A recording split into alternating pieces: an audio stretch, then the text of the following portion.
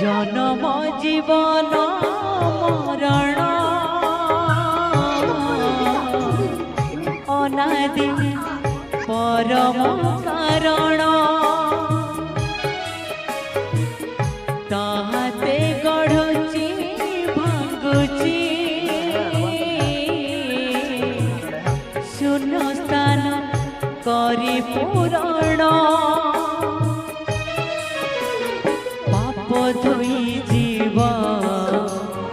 पुण्य मिली जीव मरी गला परे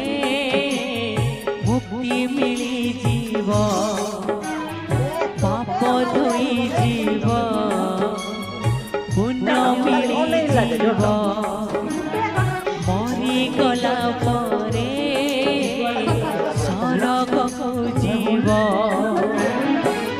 जिए पढ़ुथिब भागवत कृष्ण बोली जाओ